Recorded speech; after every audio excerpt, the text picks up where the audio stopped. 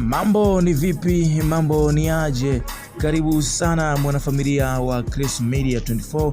Nikupe habari, nikusanue kuhusiana na mwanadada anaitikisa mastaa kutokana na umbo lake. Je, ishi iko vipi? Karibu sana nikupe habari ambazo zimeendelea kuhappen kwenye kila kona ya dunia.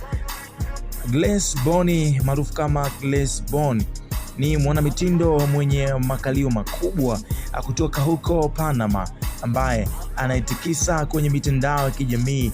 Alizaliwa tarehe 4 mwezi wa pili mwaka 1997 huko Panama, kwa sasa akiwa na umri wa miaka 27 tu.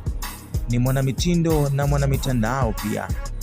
Anajulikana kwa kazi yake ya MJQ na amepata umaarufu mkubwa kwenye mitandao ya kijamii hususan Instagram.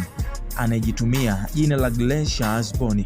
Kwa sasa akaunti yake ya Instagram ina jumla ya wafuasi milioni 10, huku mastaa mbalimbali kutoka Tanzania kama Harmonize, Maida TZ, Salayai na wakiwa ni miongoni mwa wafuasi wa mwanadada huyo. Pia Grace Boni ni maarufu TikTok ambapo anashiriki video zinazohusiana na mitindo ya maisha yake kila siku. Siku kadhaa zilizopita, mwanadada huyu alishia video akionyesha namna anapopata tabu kusafiri hususan kwenye ndege, ambapo mwanadada huyo inamlazimu kutumia viti viwili vya ndege ili kuweza kukaa, lakini bado havimtoshi.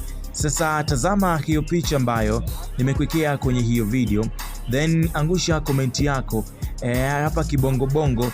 Tunaye nani ambaye anaweza kafikia bana engo za huyu bibi ambaye anaitwa Grace Boni? Nitajie msichana au mlembo kutokea Tanzania ambaye anaweza akafananishwa na huyu bibi kwenye sehemu ya comment hapo chini.